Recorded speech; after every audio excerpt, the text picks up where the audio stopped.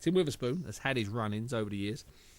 He's never been afraid to take on the system. Well, on the 12th of October, the former double world heavyweight champion has picked a fight with a policeman.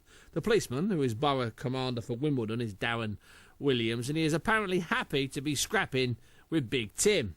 It's all for charity, as it turns out. Anyway, I've got the pair of them now on one telephone line. Now, listen. Yeah, put it on loudspeaker. I can get them on. We're going to try all sorts of things. We might put them on loudspeaker, in which case you won't hear anything. But you know what? We'll try, because that's the way live radio works. First of all, Tim Witherspoon, are you there? Hey, Steve, how you been? Tim, I'm absolutely fantastic. How are you? Tim, first of all, I know you can see this fella, Darren. Is he a big enough lump to worry you? Let's get straight down to the nitty-gritty. Tim, can he bother the spoon?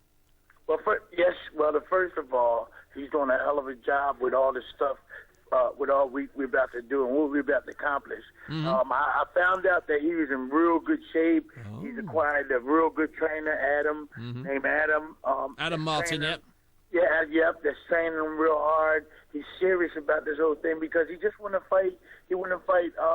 He want to fight for cancer. He want to do all this positive things. And I seen all this, and I was like, whoa, this is like a real championship fight.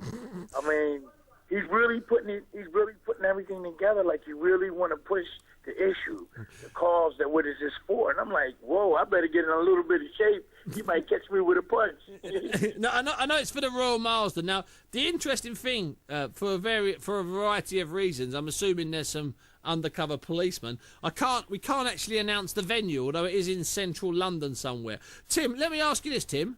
You divide your time, it seems, between Philadelphia and Surbiton. What are you doing day to day, Tim, apart from the occasional bit of work on Box Nation with me?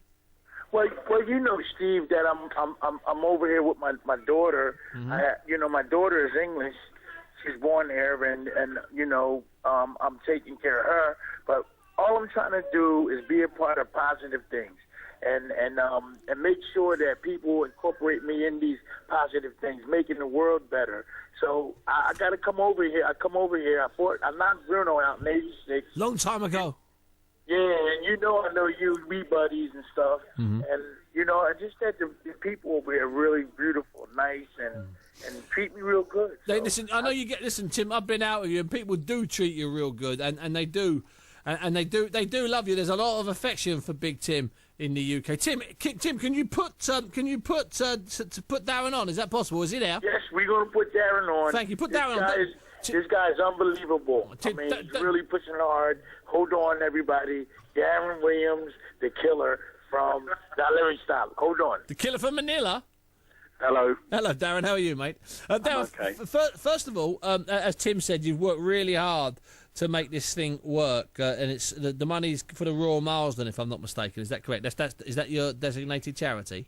It is. I'm not organising it. There's another cop by the name of Graham Smith. He's kind of done this off his own back, and it was he approached me and said, "Look, would you be the main event of the night, and would you invite Tim as the kind of showstopper in the night?" But respect where respect is due. Graham Smith, the guys who's pulled this together, and it's the cops as a team. I mean, the cops will be selling the raffle tickets. The cops will be waiting on the tables.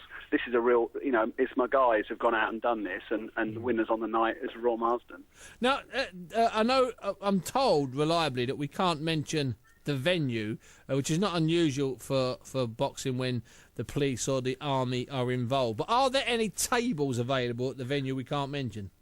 There is, and if there is a couple left, I mean, you'll be competing with people like Theo Pathetis and other sort of celebs who are going to be ringside, who I hope we're going to relieve of some money. I hope so too.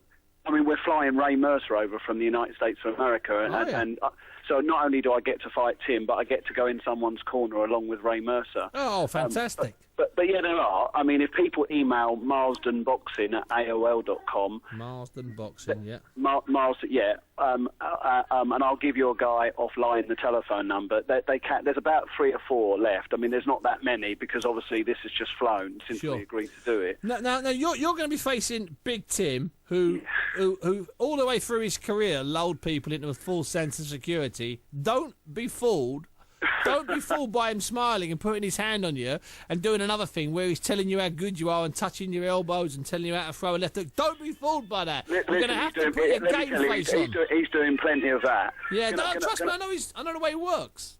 Steve, can I just tell you though, I've got a bit. It's in my family to get bashed up by world heavyweight boxing champions. Go on. Over 100 years ago, my great uncle was called Ben Taylor, and he fought the legend that was Jack Johnson. Wow.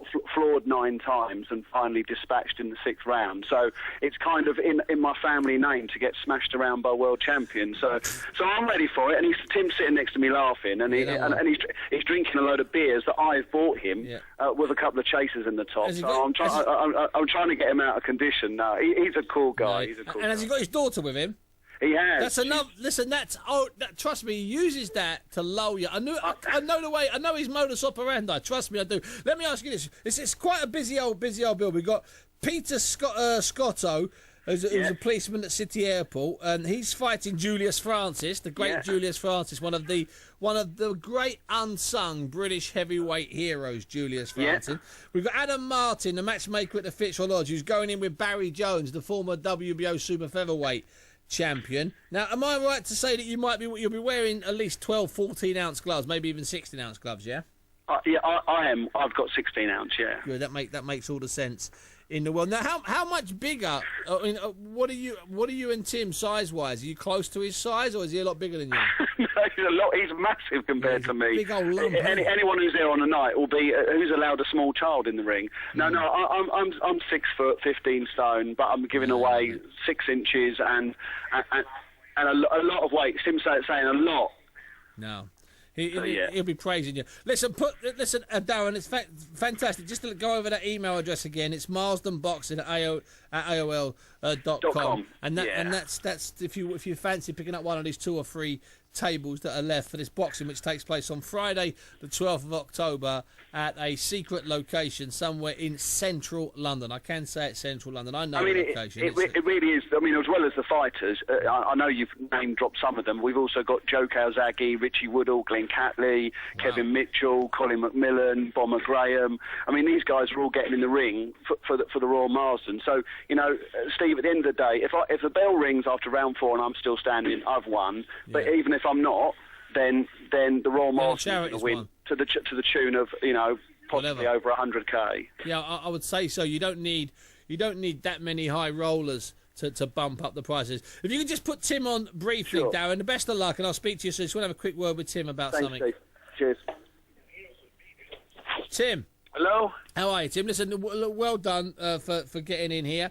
And of course, I'd like to say take it easy, but I know that's not part of your system. Once you get in, you do have a fight out of it. That's for sure. Yeah, the bottom line is that I know it's for a cause. They've been training him to come at me. I mean, if he hit me, I'm gonna have to fire up on him. Listen, I just told him that. Yeah, the bottom line is that the cause is greater than the fight, is greater than the ticket sales. Yeah. The cause. So, but the thing is that I'm going to come in with my hands up, and I know that he's standing there, but he's been trained. I don't know what the plan they got, but I'm going to be ready. I'm going to keep my hands up, and if he fire on me, I'm firing back. Tim, I know you're firing back. Listen, say goodbye to Darren for me. Tim, I'll speak to you soon. I'll see you and your daughter in the Box Nation studio soon. And tell Adam Martin I'll speak to him soon. Tim Witherspoon there and Darren Williams, who fight on a charity event. If you want to find out more about that charity event, you can send an email to Marsden, that's in the hospital, marsdenboxing at AOL.com. There are a couple of tables left, but you're up against an awful lot of high rollers. Looks like there's going to be a who's who of British boxing, world boxing, in and out of the ring that night. Some will be boxing with large gloves over 3 2-minute rounds, and some will be in the corner. Ray Mercer, the former WBO heavyweight champion, who many people thought beat Lennox Lewis all those years ago at Madison Square Garden, will be one of the corner men. Barry Jones will be fighting Adam Martin, who's the matchmaker at the Fitzroy Lodge. We'll get Adam Martin on after that fight to talk about the next Fitzroy Lodge show sometime, which takes place sometime in November. Listen to Steve